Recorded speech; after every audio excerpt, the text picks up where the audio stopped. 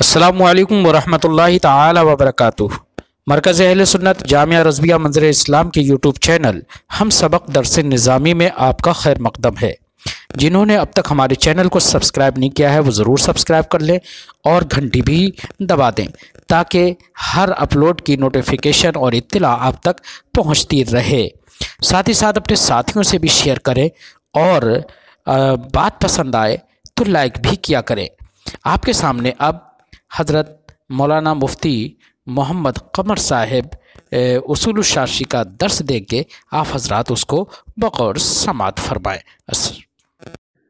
السلام علیکم ورحمۃ اللہ وبرکاتہ۔ بسم اللہ الرحمن الرحیم۔ البحث الثالث فی الاجماع، تیسری بحث اجماع کے بیان میں ہے۔ سب سے پہلے ہم اجماع کا معنی لغوی پھر معنی اصطلاحی سماعت کرتے ہیں۔ اجماع کا معنی لغوی آتا ہے العزم والاتفاق، یعنی کسی چیز کا ارادہ کرنا، کسی چیز پر اتفاق کر لینا، متفق ہو جانا، یہ کہلاتا ہے اجماع۔ کس اعتبار سے؟ لغت کے اعتبار سے۔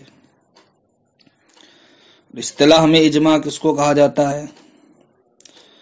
تو کہتے ہیں ہر زمانے کے علماء اہل سنت میں سے علماء کرام کا کسی حکم پر اتفاق کر لینا جو علماء کرام اصحاب عدالت اور اصحاب اجتہاد میں سے ہوں، یعنی کہ اہل سنت والجماعت کے علماء میں سے ہر زمانے کے علماء کا کسی حکم پر اتفاق کر لینا جو علماء کرام عادل بھی ہوں، جو علماء کرام مجتہد بھی ہوں، تو ان کا یہ اتفاق کر لینا کسی حکم پر، یہ کیا کہلاتا ہے؟ اجماع کہلاتا ہے۔ اجماع اس امت کا، یعنی نبی کریم صلی اللہ تعالی علیہ وسلم کی امت کا اجماع، یعنی کسی حکم پر اتفاق کر لینا، یہ کیا ہے؟ یہ معتبر ہے۔ یہ خصوصیت صرف امت محمدیہ صلی اللہ تعالی علیہ وسلم کے لیے ہے کہ ہم سے پہلے جتنی امتیں آئیں ان میں سے کسی کا بھی اجماع معتبر نہیں ہے، برخلاف امت محمدیہ صلی اللہ تعالی علیہ وسلم کے کہ سرکار کے توسل سے اس امت کا اجماع بھی کیا ہے؟ معتبر ہے، قابل قبول ہے۔ لیکن یہ اجماع نبی کریم صلی اللہ تعالی علیہ وسلم کے ظاہری زمانے کے بعد معتبر ہے۔ سرکار کے ظاہری زمانے میں اجماع کر لینا، یعنی کہ علماء کرام کا کسی حکم پر اتفاق کر لینا، یہ معتبر نہیں۔ کیوں؟ اس لیے کہ نبی کریم صلی اللہ تعالی علیہ وسلم کی ظاہری زندگی میں سرکار کی جانب ہر مسئلے میں رجوع کرنا کیا ہے؟ لازم ہے۔ جب سرکار کی جانب ہر مسئلے میں رجوع کرنا لازم ہے تو پھر کسی حکم پر اتفاق کر لینا اس کا اعتبار ہی نہیں ہوگا۔ اس لیے سرکار کے ظاہری زمانے میں تو اجماع کا اعتبار نہیں ہوگا، لیکن سرکار کے ظاہری زمانے کے بعد علماء کرام کا کسی حکم پر اتفاق کر لینا، اس اتفاق کا اعتبار ہوگا اور یہ اتفاق کا کہلائے گا؟ اجماع کہلائے گا۔ کہتے ہیں البحث الثالث فی الاجماع، تیسری بحث اجماع کے بیان میں ہے۔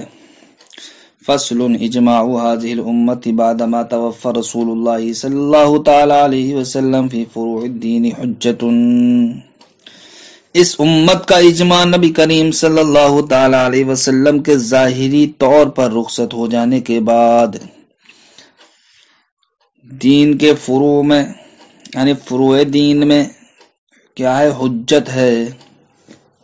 فروع دین میں حجت ہے، یعنی ضروریات دین میں حجت نہیں ہے بلکہ فروع دین میں حجت ہے۔ ضروریات دین مثلا توحید ہے، صفات ہے، نبوت ہے، اس لیے کہ یہ چیزیں یعنی ضروریات دین یہ تو دلائل قطعیہ سے، نقلیہ سے کیا ہے؟ ثابت ہیں۔ جب ان کا ثبوت دلائل قطعیہ نقلیہ سے ہے، تو اس لیے ان چیزوں میں یعنی کہ ضروریات دین میں اجماع حجت ہو ہی نہیں پائے گا، کیونکہ اگر جناب والا ضروریات دین اگر دلائل قطعیہ نقلیہ سے ان کا ثبوت نہ ہوتا تب تو کہیں جا کر اجماع کی ضرورت پڑتی، لیکن ان کا تو ثبوت ہے ہی دلائل قطعیہ نقلیہ سے، اس لیے ضروریات دین میں اجماع حجت نہیں ہوگا۔ اسی لیے مصنف نے فرمایا کہ اجماع جو حجت ہے وہ ضروریات دین میں نہیں ہے بلکہ فروع دین میں ہے، جو فروع دین کا قبیل سے ہیں جو مسائل ان میں اجماع کیا ہے؟ حجت ہے۔ موجبۃ للعمل بہا، کہ اس پر عمل کرنا کیا ہے؟ واجب ہے۔ کیوں واجب ہے؟ شرعاً بھی واجب ہے، کرامۃ لہذہ الامت، اور اس امت کے مکرم ہونے کی وجہ سے، اس لیے کہ اللہ رب العزت نے ارشاد فرمایا کنتم خیر امت اخرجت للناس، اس امت کو خیر کے ساتھ اللہ رب العزت نے تعبیر فرمایا ہے، لہذا اس امت کی کرامت اور اس امت کی عظمت یہ ہے کہ کسی بھی امت کا ہم سے پہلے اجماع معتبر نہیں تھا، لیکن سرکار کے توسل سے ہم کو یہ شرف حاصل ہوا کہ ہمارا کسی حکم پر اتفاق کر لینا یہ بھی کیا ہے؟ معتبر ہے، اور اس پر عمل کرنا واجب ہے۔ ثم الاجماع والا اربعۃ اقسام، ہم یہاں سے جناب والا اجماع کے اقسام کو بیان فرماتے ہیں اجماع 4 قسم پر ہے، اجماع 4 قسم پر ہے۔ اجماع الصحابہ رضی اللہ تعالی عنہم علی حکم الحادثۃ نصا، ایک تو یہ جناب والا کہ صحابہ کرام نے کسی پیش آنے والے حکم پر اتفاق کر لیا ہو، نصاً ظاہری طور پر، یعنی کہ تمام صحابہ کرام کے صراحت کے ساتھ، تو صحابہ کرام کا کسی پیش آنے والے حکم پر اتفاق کر لینا بطریق صراحت، یہ ایک قسم ہو گئی۔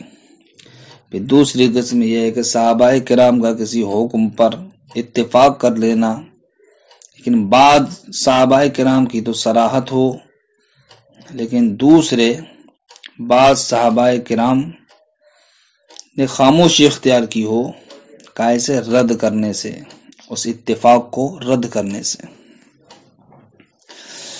تیسری قسم ہے صحابہ کرام کے بعد والے حضرات کا، یعنی کہ تابعین کا، کسی حکم پر اتفاق کر لینا کہ جس میں صحابہ کرام کا کوئی قول نہ پایا جاتا ہو۔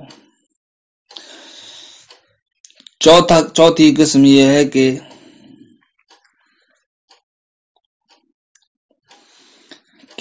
صحابہ کرام کے قول میں سے کسی ایک قول پر اس امت کے علماء کا کیا کر لینا؟ اتفاق کر لینا، اجماع کر لینا۔ تو یہ 4 قسمیں ہو گئی اجماع کی۔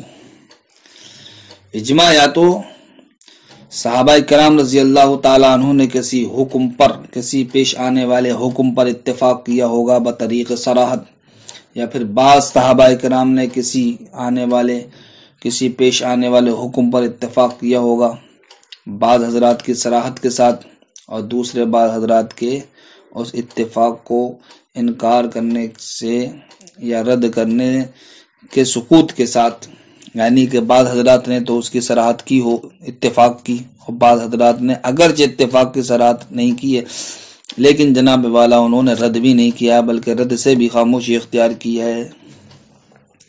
تیسری قسم نکل کے آئی کہ صحابہ کرام کے بعد والوں کا کسی پیش آنے والے حکم پر اتفاق کر لینا، لیکن جناب والا اس مسئلے میں کسی بھی صحابی کا قول نہ پایا جاتا ہو، یا جناب والا اس امت کے علماء کا کسی ایسے مسئلے میں اتفاق کر لینا کہ جس میں صحابی کا قول بھی پایا جاتا ہو۔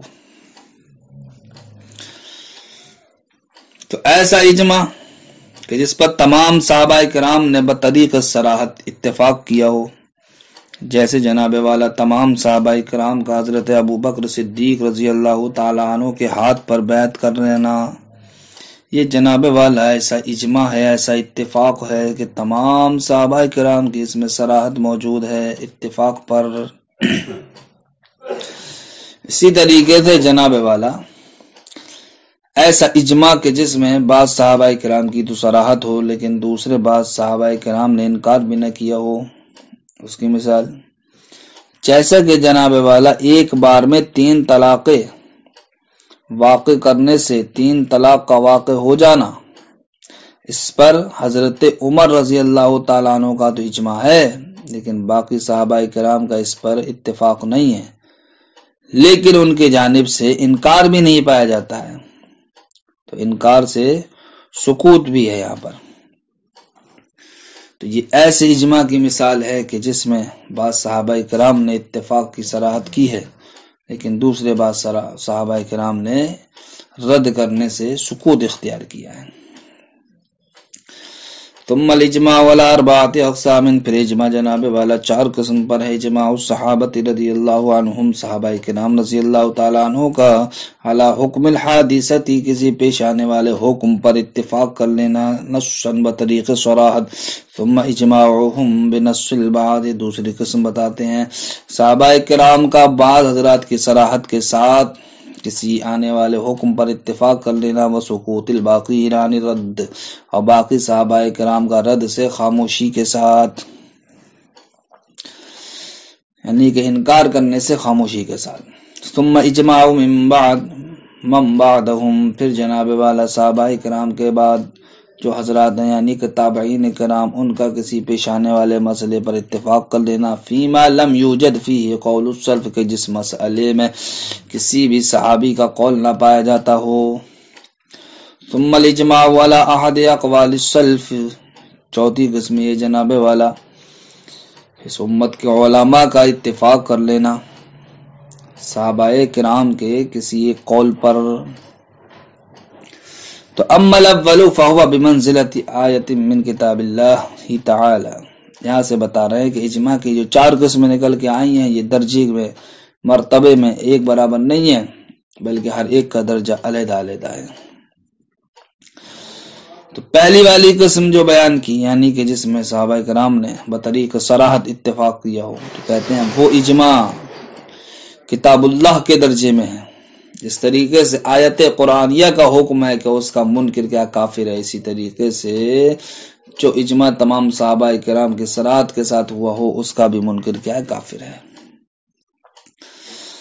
پھر دوسری قسم جو تھی اجماع کی بعض صحابہ کرام کی صراحت کے ساتھ اور بعض کے رد کرنے سے خاموشی کے ساتھ، تو وہ کہتے ہیں وہ خبر متواتر کے درجے میں ہے، یعنی کہ جس طریقے سے خبر متواتر کا منکر کافر تو نہیں ہے لیکن جناب والا گناہگار اور گمراہ ضرور کہلائے گا. تو دوسرے والے اجماع کا انکار کرنے والا گمراہ ہوگا، کافر اگرچہ نہیں ہوگا. اسی طریقے سے جناب والا جو تیسری والی قسم اجماع کی یعنی کہ تابعین کا اجماع کر لینا ایسے مسئلے میں جس میں کسی صحابی کا قول نہ پایا جاتا، وہ کہتے ہیں یہ خبر مشہور کے درجے میں ہے. چوتھی قسم جناب والا کہ اس امت کے علماء کا کسی پیش آنے والے حکم پر اتفاق کر لینا لیکن صحابہ کرام رضی اللہ تعالیٰ عنہ کے اقوال میں سے کسی قول پر، تو یہ فرماتے ہیں خبر واحد کے درجے میں ہے. کائے کے درجے میں ہے؟ خبر واحد کے، خبر صحیح کے درجے میں ہے. فرماتے ہیں فَهُوَ بِمَنزِلَةِ آیَةٍ مِّن کتاب اللہ تعالی. تو اجماع کی پہلی قسم یعنی صحابہ کرام کا بطریق صراحت اجماع کر لینا یہ کتاب اللہ کی آیت کے درجے میں ہے. کس معنی کر؟ یعنی جس طریقے سے کتاب اللہ کا انکار کفر ہے اسی طریقے سے اجماع جو صحابہ کرام نے کیا تمام لوگوں کی صراحت کے ساتھ اس کا انکار بھی کیا ہے کفر ہے. ثم الاجماع بنص البعض وسقوط الباقین. پھر جناب والا دوسری قسم اجماع کی کہ بعض صحابہ کرام کی صراحت ہو لیکن دوسرے باقی بعض صحابہ کرام کی رد کرنے سے خاموشی کے ساتھ. فہو بمنزلۃ المتواتر. تو وہ اجماع جناب والا خبر متواتر کے درجے میں ہے.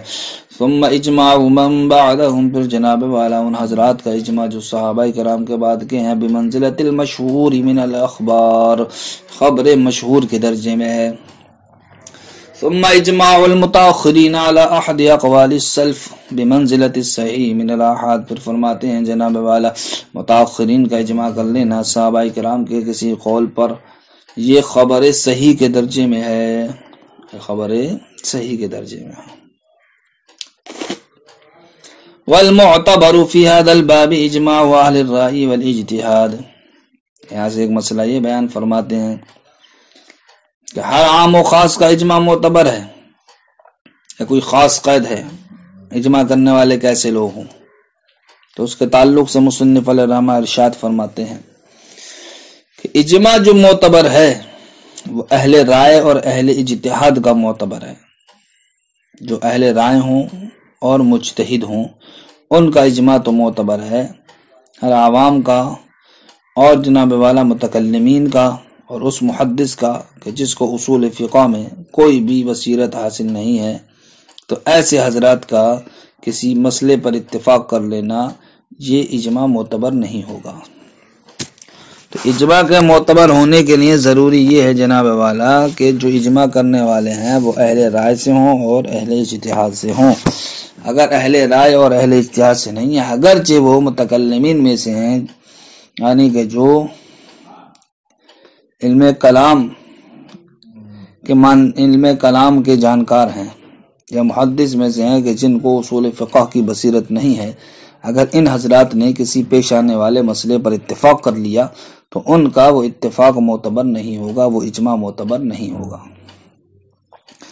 والمعتبر فی هذا الباب، جناب والا بیان فرماتے ہیں کہ اس باب میں معتبر کون سا اجماع ہے، اہل رائے اور اہل اجتہاد کا اجماع معتبر ہے۔